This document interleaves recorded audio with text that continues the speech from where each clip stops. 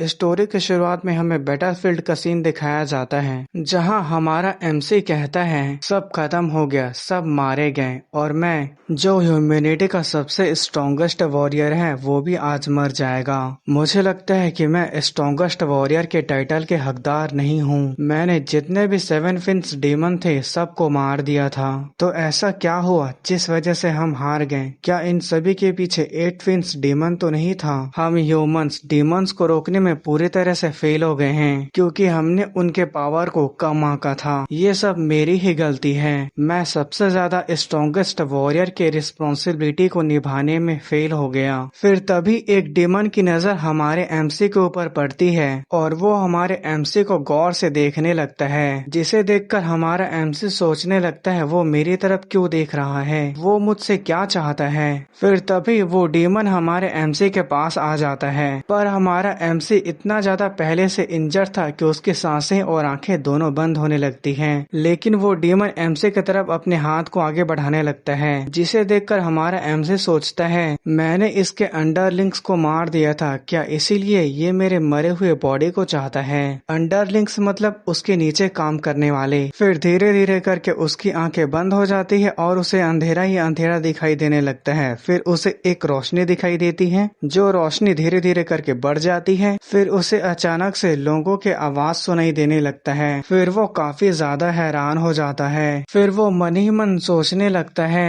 मैं तो मर गया था, तो ये क्या है, ये कौन सी जगह है? क्या ऐसा हो सकता है कि मैं अभी तक नहीं मरा हूँ? लेकिन ये कोई सपना भी नहीं लगता, क्योंकि मैं इसे महसूस कर सकता हूँ कि ये सब रियल है। लेकिन आखिर ये चल क्या रहा है? फिर वो अपने हाथ से अपने चेहरे को छूने लगता है। फिर वो चिल्लाते हुए कहता है मेरी प्यारी बॉडी और मेरा हैंडसम चेहरा कहाँ गया? फिर हमारा एमसी बहुत हैरान होते हुए सोचने लगता है मैं कौन हूँ, मैं कहाँ आ गया और ये जगह कौन सी है? फिर हमें बताया जाता है कि ये हेलियोस सिटी है। फिर हमें एक पर्सन को दिखाया जाता है जो कहता है क्या तुम सभी लोग अच्छे से समझ गए? और वो एक वॉरियर के रिस्पॉन्सिबिलिटी को समझा रहा होता है और इसका नाम जी याओ तांग होता है और ये हेलियोस सिटी का 3rd स्क्वाड लीडर होता है। फिर वो बताता है साल 3069 में एंशिएंट किंग के 6 स्टेलेस आए और उनके यहाँ आते ही पूरी दुनिया एपोकेलिप्स में चली गई, जहाँ हजारों से भी ज्यादा डीमंस ने ह्यूमंस के ऊपर हमला करके मारना शुरू कर दिया था। कई सारी लड़ाइयाँ लड़ने के बाद ह्यूमंस ने डीमंस के खिलाफ लड़ने के लिए एक तरीका निकालने में कामयाब रही और ये तरीका था ग्राफ्टिंग इक्विपमेंट। डीमंस के मरने के बाद उनके इंटरनल कोर को रिसाइकल करके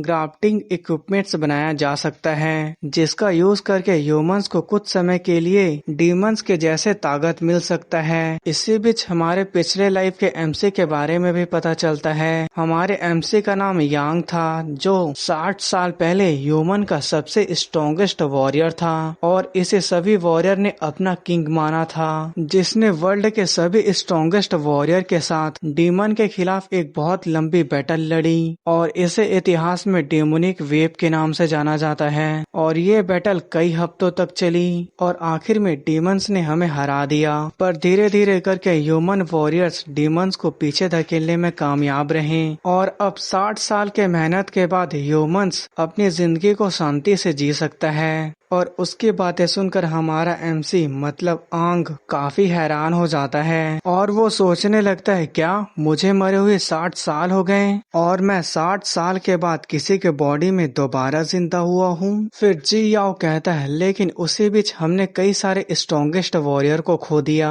और उन्हीं लोगों के साथ वर्ल्ड का सबसे स्ट्रॉन्गेस्ट वॉरियर आंग भी 7 फिंड के सबसे हाईएस्ट रैंक के डीमन के साथ फाइट करते हुए मारे गए। फिर आंग मन ही सोचने लगता है नहीं, वो 7th फिंड रैंक का डीमन नहीं था, बल्कि वो 8th फिंड रैंक का डीमन था। भले ही मैं होश में नहीं था, लेकिन मैंने डेफिनेटली उसे देखा था। लगता है ह्यूमैनिटी अभी भी डीमन की असली ताकत को नहीं जानती। फिर जी याओ कहता है अगर वो नहीं होते तो हम अभी तक यहाँ जिंदा नहीं होते और वे वॉरियर्स के बारे में बता बता के उन्हें मोटिवेट कर रहा होता है और उसकी बातें सुनकर वहाँ खड़े लोग मोटिवेट भी हो रहे होते हैं। फिर उसकी नजर आंग की तरफ तरफ जाती है जो अपने मन ही मन फिंट डीमंस के बारे में सोच रहा था। फिर जियाओ आंग की तरफ जाने लगता है और उसके सामने जाकर खड़े हो जाता है और वो गुस्से से कहता है तुम्हारा नाम क्या है। फिर आंग सोचने लगता है मैं इसे क्या बताऊं कि मेरा नाम आंग है और मैं 60 साल बाद दोबारा जिंदा हुआ हूँ इस कमजोर से बॉडी में। फिर जियाओ कहता है अच्छा तो तुम्हारा नाम आंग है। फिर आंग अपने सीने पर देखता है जहाँ उसका नाम लिखा होता है। फिर जियाओ कहता है ये तो वर्ल्ड के सबसे ग्रेटेस्ट वॉरियर के लिए शर्म की बात हो जाएगी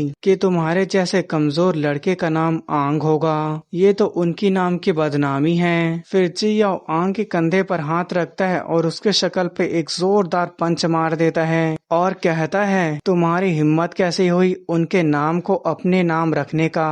जिस पंच को खाने के बाद उसके मुंह से खून निकलने लगता है और वो सोचता है मैं क्या करूं इस कचरे जैसे कमजोर बॉडी का। मैं उसके एक मामूली से पंच पर रिएक्ट भी नहीं कर पाया, लेकिन मुझे सचमुच इस बात पर भरोसा ही नहीं हो रहा है कि इस कमजोर से लड़के का भी नाम आंग है। फिर वो जाकर एक लड़के से टकराता है। फिर जियाओ जाते जाते कहता है वॉरियर एग्जामिनेशन में मेरी नजरें तुम्हारे ऊपर होगी, मैं भी देखता हूँ कि आंग नाम रखने से तुम क्या कर लेते हो। फिर वो कहता है सभी लोग मेरी बातों को ध्यान से सुनो, सभी लोग अभी एग्जामिनेशन ग्राउंड की तरफ जाएंगे, तो एग्जामिनेशन ग्राउंड जाने के लिए सभी लोग मुझे फॉलो करो। तुम्हारा सबसे पहला टेस्ट फिजिकली फिटनेस का होगा।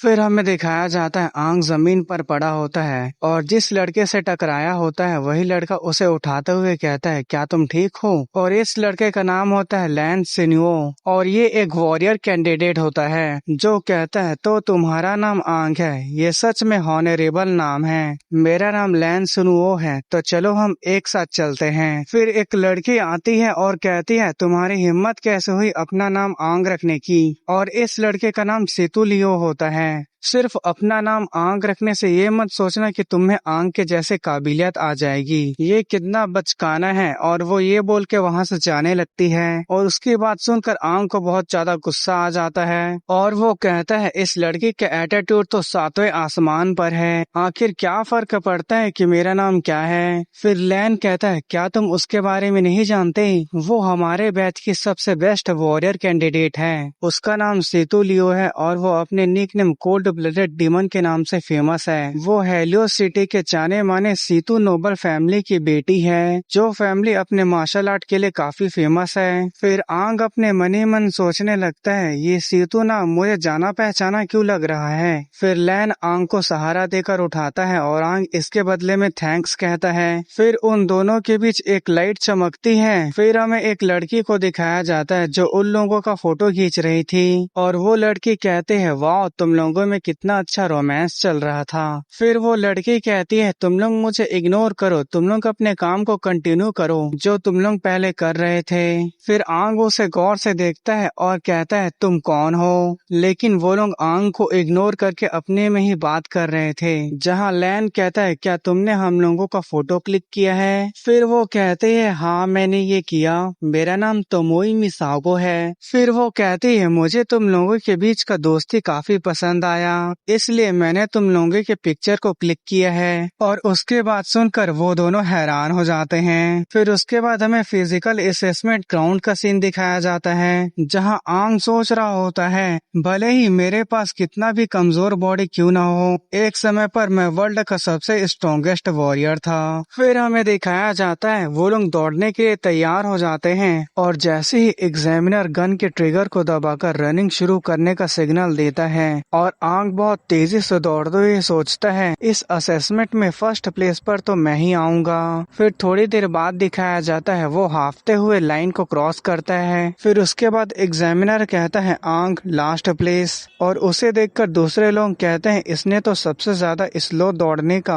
एक नया रिकॉर्ड बना दिया है और वो वहीं पर जमीन पे गिर जाता है और वो मन ही मन सोचने लगता है जितना मैंने उम्मीद किया था ये बॉडी तो उससे भी ज्यादा कमजोर है। फिर सेकेंड असेसमेंट असेसमेंट आता है जिसमें आंग के स्ट्रेंथ को टेस्ट किया जाता है और एग्जामिनर फिर से कहता है आंग लास्ट प्लेस, और आंग अपने हाथ को पकड़े सोचता है मेरे सिर्फ एक ही पंच मारने की वजह से मेरी कलाई मुड़ गई। फिर तीसरा असेसमेंट आता है जिसमें लॉन्ग जंप मारना होता है और हमारा आंग सिर्फ 1 मीटर का जंप किया होता है और उससे ज्यादा लंबा जंप सीतू ने किया होता है। फिर सीतू उसे देखकर बेवकूफ कहती है और ये देखकर वो काफी हैरान हो जाता है कि वो सभी असेसमेंट में लास्ट प्लेस पर आया है। फिर लेन कहता है ये सबसे खराब रिजल्ट है जिसे इतिहास के पन्नों में दर्ज किया जाएगा, और उसके जले पे नमक छिड़कने के लिए तो मोई भी उसका पिक्चर क्लिक कर रही होती है। फिर वहीं पर एग्जामिनर आता है और कहता है कैप्टन उस आंग नाम के लड़के का रिजल्ट बहुत ज्यादा खराब है, हमें असेसमेंट के सेकेंड राउंड में उसे नहीं भेजना चाहिए, उससे पहले हमें उसे एलिमिनेट कर देना चाहिए। फिर जी याओ कहता है मैं तो उससे पहले ही उम्मीद नहीं कर रहा था, लेकिन एक वॉरियर कैंडिडेट के रूप में उसके पास अधिकार है कि वो सभी असेसमेंट को दे सकता है, इसलिए उसे एलिमिनेट करने की जरूरत नहीं है और वैसे भी लास्ट असेसमेंट होने वाला है। फिर वो जाते हुए कहता है तो अब असेसमेंट का सेकेंड राउंड चालू करो। फिर वो एग्जामिनर भी यस सर बोलता है। फिर अनाउंस किया जाता है कि सेकेंड असेसमेंट चालू होने वाला है। असेसमेंट के सेकेंड राउंड में ग्राफ्टिंग इक्विपमेंट के सिंक्रोनाइजेशन का टेस्ट होगा,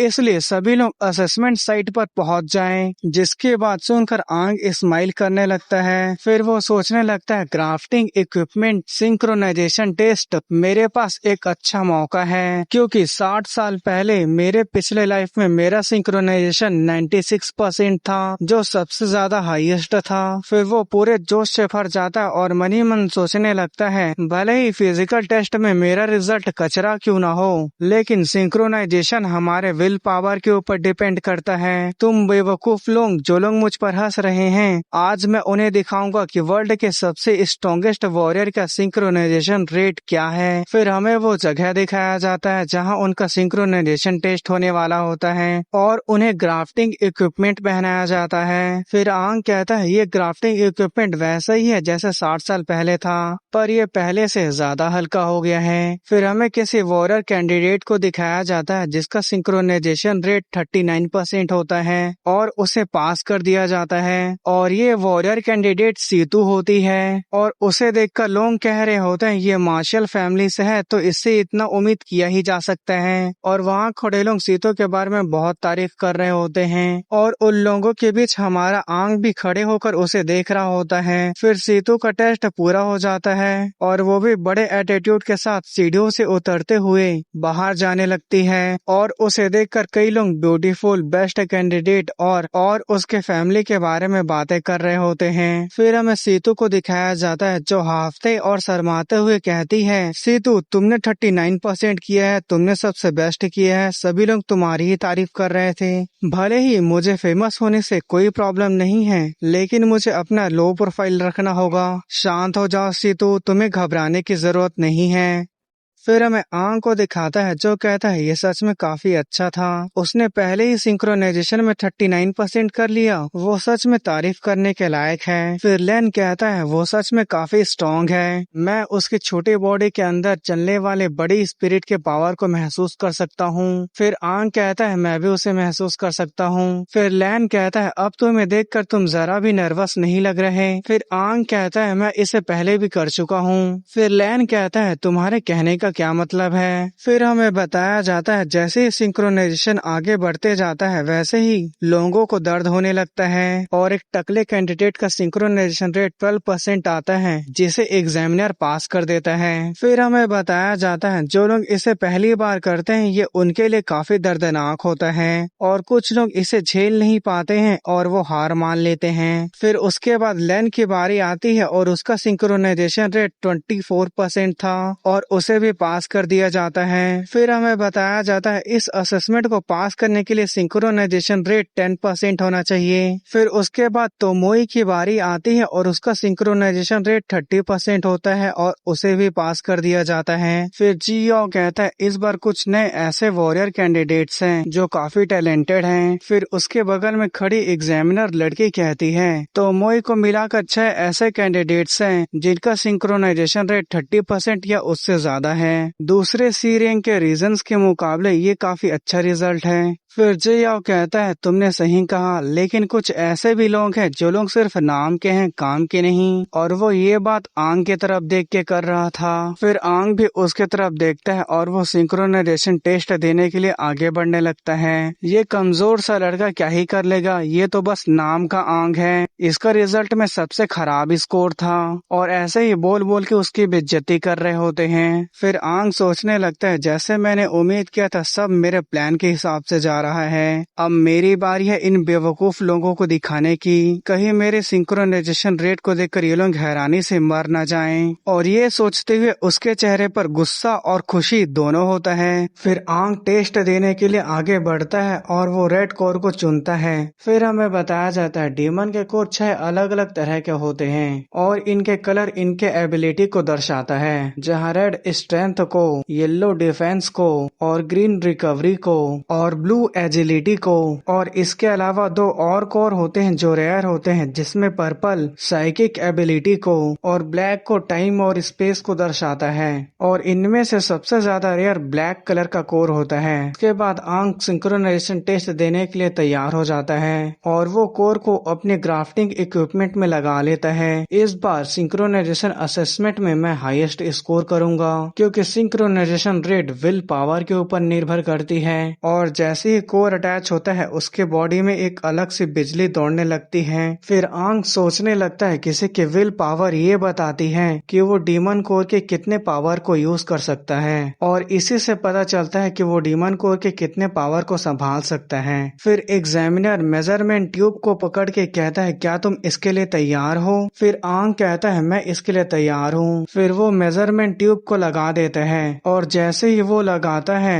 एक लाल रंग की रोशनी सभी तरफ फैल जाती है। फिर उसे देखकर सीतू सोचने लगती है ये कितना ज्यादा स्ट्रॉन्ग रिएक्शन है, क्या ये रिएक्शन उसी लड़के के वजह से हो रहा है? फिर आंग अपने मन ही मन कहता है सभी लोग अपने आंखों को खोल के रखो, क्योंकि तुम लोग आज वर्ल्ड के सबसे स्ट्रॉन्गेस्ट वॉरियर का सिंक्रोनाइजेशन रेट देखने वाले हो। और उसे ऐसा करते सीतू, लेन और तोमोई भी देख रही होती है और लैन कहता है वो इतने समय से अपनी असली पावर को छुपा रहा था। फिर दिखाया जाता है आंग का सिंक्रोनाइजेशन रेट एक ही बार में 40% हो जाता है, जिसे देखकर एग्जामिनर बहुत ज्यादा हैरान हो जाता है। फिर आंग एक स्माइल करता है और कहता है क्या बस 40%? असली खेल तो अब शुरू होने वाला है, क्योंकि मैंने पिछले लाइफ में आसानी से 96% कर दिया था। फिर वो अपनी पूरी विल पावर की ताकत लगाने लगता है, जिस वजह से उस डीमन कोर की एनर्जी बाहर भी रिलीज होने लगती है। और इस एनर्जी का पावर और प्रेशर इतना ज्यादा होता है कि लोगों को वहाँ खड़े होने में भी दिक्कत होता है। फिर उसके बाद सिंक्रोनाइजेशन रेट बहुत तेजी से बढ़ने लगता है और इसे देखकर कैप्टन जियाओ और वो एग्जामिनर लड़के भी बहुत ज्यादा हैरान हो जाती हैं।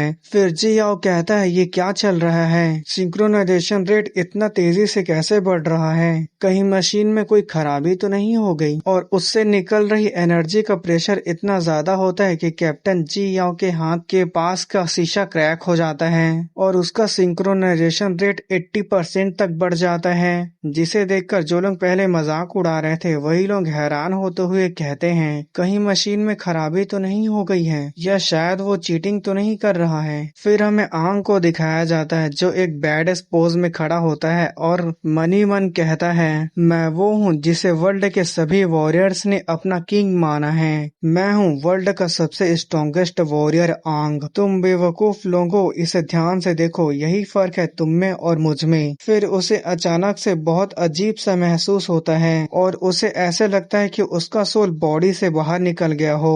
उसे ऐसा महसूस होता है जैसे उसके सोल को कोई अंधेरे में अपनी तरफ खींच रहा है। फिर पता चलता है आंग एक डीमन के हाथों में होता है और ये वही डीमन है जो आंग के मरने से पहले उसके पास आया था। फिर आंग सोचने लगता है मुझे अचानक से क्या हो गया था, मेरा पूरा स्ट्रेंथ खत्म हो गया। फिर दिखाया जाता है उसके डीमन कोर पर क्रैक आ जाता है, जिसके वजह से मेजरमेंट ट्यूब अपने आप बाहर निकल जाता है और इस वजह से वो खून खांसते हुए गिर जाता है। फिर आंग घुटने के बल आ जाता है और वो कहता है ये बॉडी बहुत कमजोर है, प्लीज मेरी कोई मदद करो, मैं खड़ा भी नहीं हो सकता। फिर वो एग्जामिनर चिल्लाते हुए कहता है कुछ समय के लिए तो मुझे लगा था ये सही है, लेकिन मशीन ही खराब निकला। फिर हमें उसका सिंक्रोनाइजेशन रेट दिखाया जाता है जो 10% होता है। फिर वो एग्जामिनर लड़के कहते हैं कैप्टन उसका डीमन कोर टूट गया है, ऐसा लगता है कि उसका डीमन कोर ही खराब था जिस वजह से मशीन में गड़बड़ी आ गई थी। फिर जी याओ कहता है अच्छा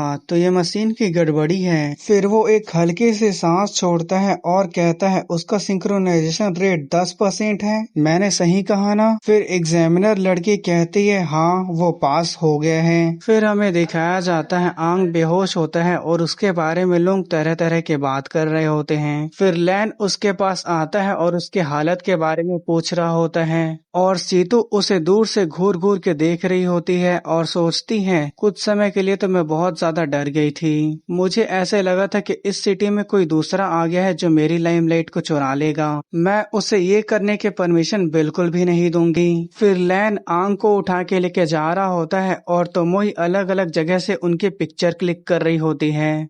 फिर आंग मन ही मन सोचने लगता है अभी अभी थोड़ा देर पहले क्या हुआ था, पलक झपकती ही मेरी पूरी की पूरी स्ट्रेंथ एक ही बार में खत्म हो गई, ऐसा नहीं होना चाहिए था, मेरी विल पावर इतनी ज्यादा है कि सिंक्रोनाइजेशन रेट आराम से कम 80% तो हो ही सकता है। और इन सबसे बड़ी बात यह है कि डीमन कोर टूट गया, चाहे कितना भी लो क्वालिटी का डीमन कोर हो वो इतनी आसानी से नहीं टूटता है। फिर वहीं पे जी आओ आता है और कहता है सभी लोग मेरे तरफ ध्यान दो। फिर उसके बाद सभी लोग यस सर बोल के अपने अपने पोजीशन में खड़े हो जाते हैं। फिर उसके बाद जी आओ कहता है पहली बात तो ये कि मैं तुम सभी लोगों को कॉन्ग्रेचुलेशन कहना चाहता हूँ कि तुम लोग फाइनल असेसमेंट तक पहुँचने में कामयाब रहे। दूसरी बात ये तुम लोगों का रियल कॉम्बैट प्रैक्टिस अब चालू होगा क्योंकि फाइनल असेसमेंट में तुम लोग डीमन के खिलाफ फाइट करोगे।